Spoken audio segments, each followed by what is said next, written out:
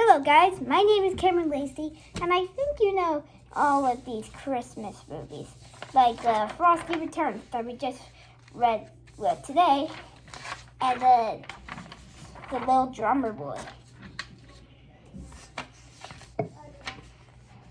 Santa Claus is coming to town, and the Drummer Boy. And Rudolph the Red-Nosed Reindeer. Sorry, Dad.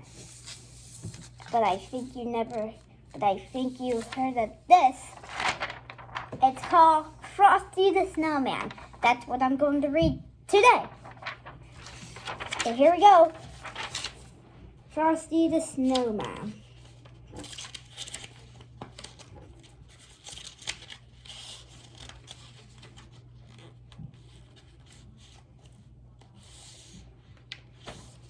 I suppose it all started with the snow. You see, it was the first snow on the season. It began on the day before Christmas. Now let's see. Hey, Dad. Oh, never mind. The teacher said to the kids, "Children, walk to your seats. The snow can wait." No. I hired Professor Hinkle, the magician. The play class. So pay attention, said the teacher as Karen was looking at her.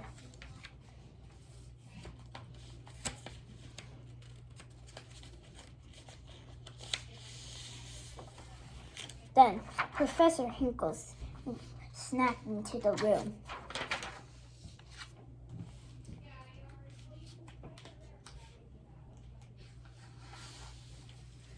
Then, when the school bell rang, they made a snowman. So the kids said, "We're making a snowman, Karen.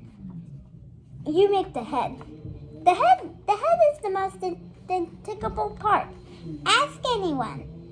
Then the kids said, "What shall we call him? Yeah, should we call him Harold? Frank? Nah. Zikabikarabas? No. Oatmeal. How about Frosty? Frosty? Yeah, Frosty it is. Frosty the Snowman," said the kids as they were singing. Frosty the Snowman, what a happy, jolly soul, with a corncob pipe and a button nose and 2 eyes made out of coal. Frosty the Snow. As they were still singing the song of Frosty the Snowman, Mr. Hinkle is trying to catch his hat.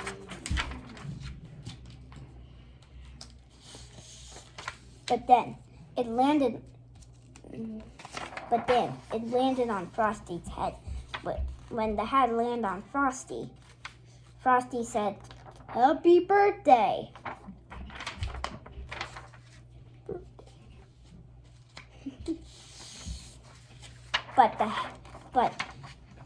But Professor Hinkle snatched the hat off Frosty.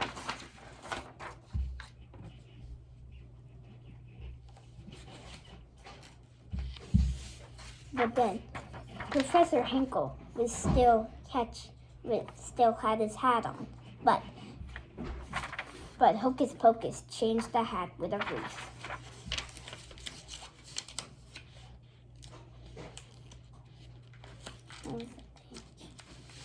Oh, there it is. Then the hat landed on Frosty's head again, and Frosty said, "Happy birthday," he said again.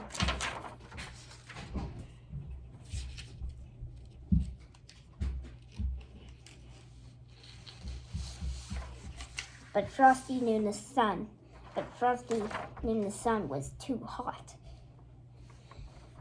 So he said, "Let's make a party of it. Let's have a parade. Yeah." And then the song said, "Frosty the Snowman knew the sun was hot that day.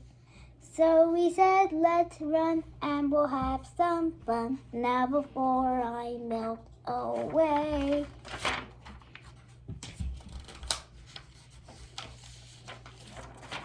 Down to the village with a broomstick in his hand. the square. Say you catch me if you can. Come on, kids, follow the leader, Frosty said. He led them down the streets of town, right to the traffic cop. And he only paused a moment when he heard them holler, "Stop! Stop, stop, stop!" All right, did you see that traffic light? What's a traffic light? Up there on the lamppost. What's a lamppost? Oh, you want a ticket, white guy? I love one. To the North Pole, please. Huh? You gotta excuse him, mister. You see, he just came to life, and he doesn't know all about such things. Oh, okay, that he just came to life. Move on. That silly snowman. Once they came to life, they don't know nothing. Come to life?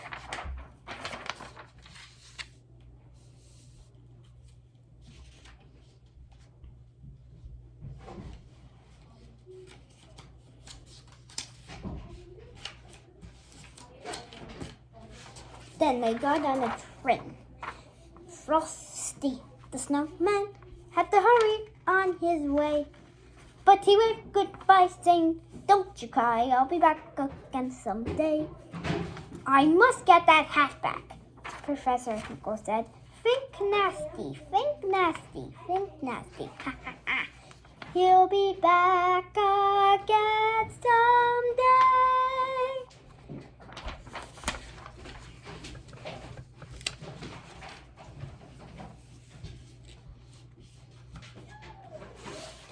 Soon, Kristen, and then Karen said, "Achoo!" And then Frosty said, "Are you cold, Karen?" "Well, that's a silly question. You wouldn't sneeze if you weren't cold." "Well, just a little." Achoo! Frosty realized he had to take Karen somewhere warm because she was super cold. So they got at the next stop. Professor Hinkle didn't see Frosty, Karen, and Hocus Pocus left the train.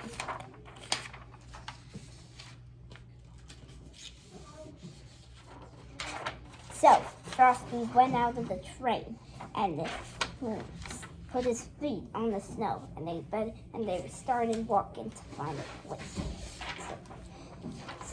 so Karen can make some warmth. Suddenly, they came on a mountain where the Christmas animals were getting ready for Christmas for Santa. So Frosty said to Hocus Pocus, "Hocus, speak to the animals. They'll understand you." The animals were so polite, and they made Karen warmed up. Then Frosty promised to stay far away from the flames. Then Frosty said to Hocus, "Hocus, we gotta find someone that can take Karen home and me to the North Pole before I melt." "But who?" "No, not the Rains. No, not the President of the United States. Oh, that was sweet ideas, but we gotta find someone nearby." "Yeah, Santa Claus. That's a great idea. How did I think of that before?" "Hocus, you go back to the animals, and when Santa comes, you leave them right here. Understand?" Hurry now." Dun, dun, dun.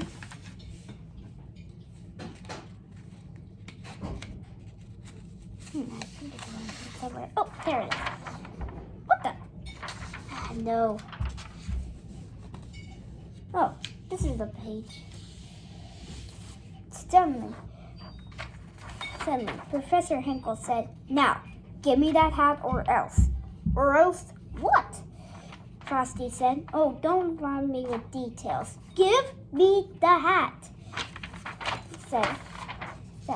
said Professor Hinkle.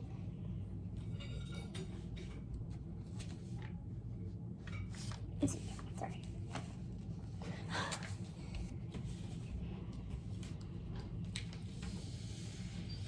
You see, Frosty, since he was made of snow, but he was the fattest belly whopper in the world.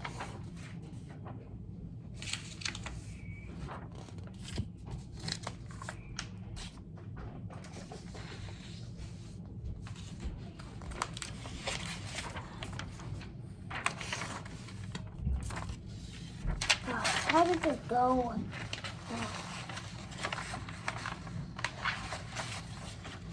Oh, there it is. Anyway, on with the story.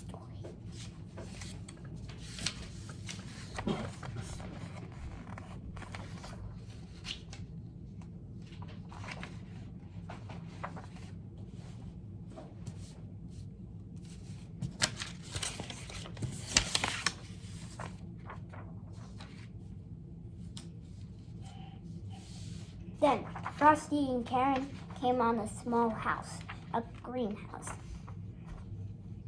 for Christmas. There's gotta be warm and snug inside for those Christmas flowers that grow so beautiful. Let's go in, Frosty said. Oh, but you will melt, said Karen to Frosty. Just a little. I'll only stay inside for a minute. Besides, I already take out this in anyway. Staying here much longer and I'll really make a splash in the world. Karen laughed. Shut! Now I got you. And in the minute you're all melted, the hat will be mine. Then Frosty started to melt.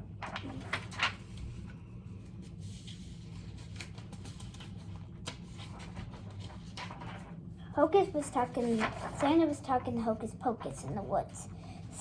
And Hocus Pocus led Santa down to the greenhouse.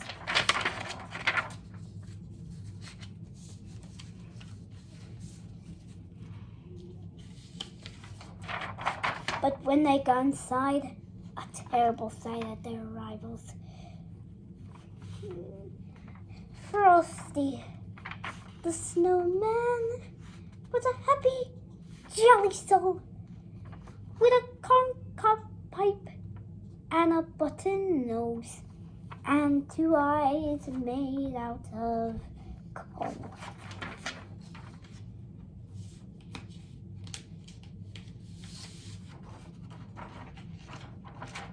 They were too late. Too late? Why nonsense? Don't cry, Karen. Frosty's not gone for good. You see, he was made out of Christmas snow, and Christmas snow will never disappear. When a jolly December wind, it will turn into Christmas snow all over again. Yes, but he was my friend. Just watch.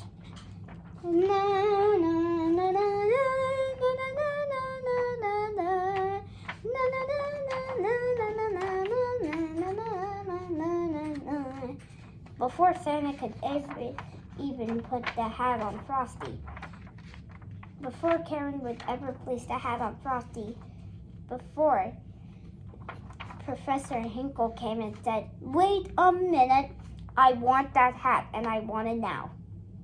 Don't you dare touch that. And just what are you going to do about it?" said Professor Hinkle. "If you lay a finger on the brick, I will never give you another Christmas gift as long as you live." Never? Never. No more trick cards or magic balls or no more anything. Oh, that's not fair. I mean, we evil magicians have to make a lair too. Now you go home and write, "I am still sorry what I did to Frosty 100 zillion times." And baby, just maybe, mind you, you'll find something in your stocking tomorrow morning.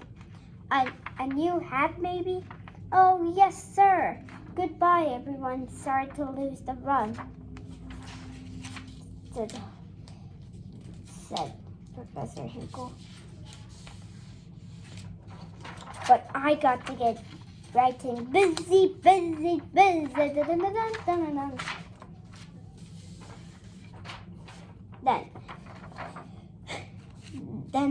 Then Santa said, "Come on, Frosty, we're all waiting for you."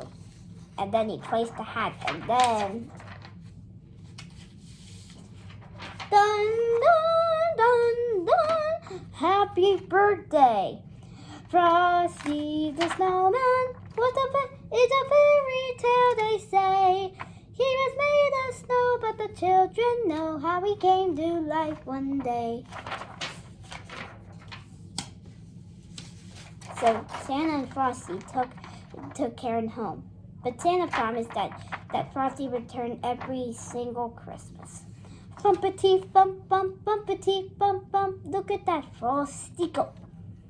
Bumpity bump bump, bumpity bump bump, over the hills of snow.